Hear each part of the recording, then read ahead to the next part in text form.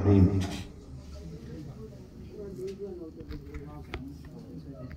কালাইন জামিউল উলুম ফুরকানিয়া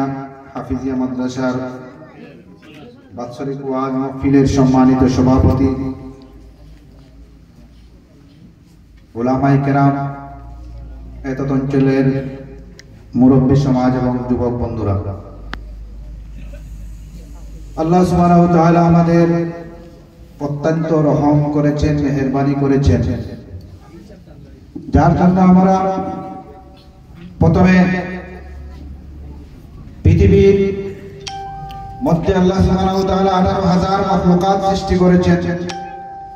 এর মধ্যে আমাদেরকে ইনসান হিসেবে আল্লাহ সুবহানাহু ওয়া তাআলা আমাদেরকে তৈরি করেছেন।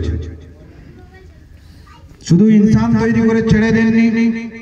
আল্লাহ সুবহানাহু ওয়া তাআলা আমাদেরকে আখিরি জামানার নবী হুজুর আকরাম সাল্লাল্লাহু আলাইহি ওয়াসাল্লামের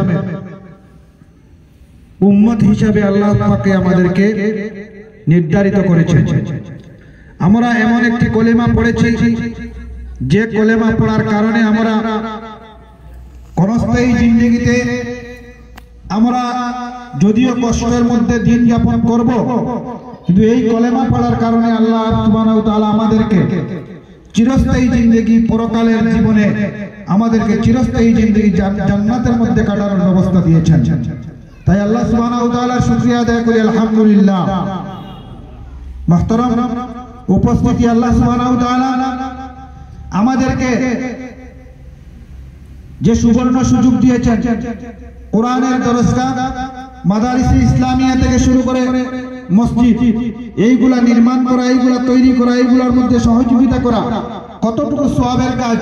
কতটুকু মূল্যবান কাজ, এটা উলামায়ে কেরামরা বিভিন্নভাবে আমাদেরকে বলে যাচ্ছে। কিন্তু আমরা যেমন ভাবে আমাদের ঘর বাড়ি তৈরি করার জন্য যেমন ভাবে আমরা সক্রিয় হই, আমাদের দৈনন্দিন জীবনকে সুন্দর করার জন্য যেভাবে আমাদের খরচাদি করে থাকি, সেই রূপে যদি আমরা জানতে পারতাম একটা মাদ্রাসাকে তৈরি করার জন্য যদি আমার টাকার প্রয়োজন হয়, টাকা লাগানো হয়, যদি একটা মসজিদ তৈরি করতে আমার টাকা লাগে, যদি আমার একটা মাদ্রাসা তৈরি করতে আমার টাকা লাগে, সেই টাকা আমাদেরকে কতটুকু ফজিলত দেবে, কতটুকু ব্যবস্থা দিবে, তাহলে আমাদের দৈনন্দিন জীবনের সৌন্দর্যতাকে সুন্দর করার জন্য যে খরচা করতাম তার থেকে হাজার হাজার গুণে বেশি মাদ্রাসা এবং মসজিদে করতাম। আল্লাহ সুবহানাহু ওয়া তাআলা আমাদের বুঝার তৌফিক দান করুন।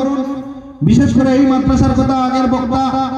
আমাদের সুপরিচিত বরাক উপত্যকার একজন বিশিষ্ট ব্যক্তি আলিমে দ্বীন হযরত মাওলানা তাহিরুল হক সাহেব বিভিন্নভাবে সুন্দর সুষ্ঠুভাবে এই মাদ্রাসা সম্পর্কে আলোচনা করেছেন।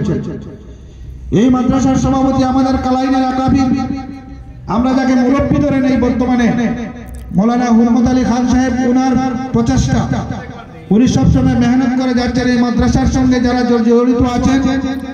এবং যারা জড়িত নেই সবাইকে নিয়ে এই মাদ্রাসাকে কিভাবে সুন্দর সুষ্ঠুভাবে একটা দিনের দরসগাহে পরিণত করা যায়।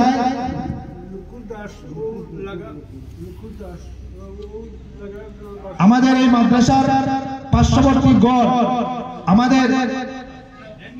এক ভাই লুকুর দাস, উনি এই মাদ্রাসার উন্নয়নের জন্য উনি নিশ্চয়ই পাশাপাশি মাদ্রাসা সম্পর্কে আলোচনা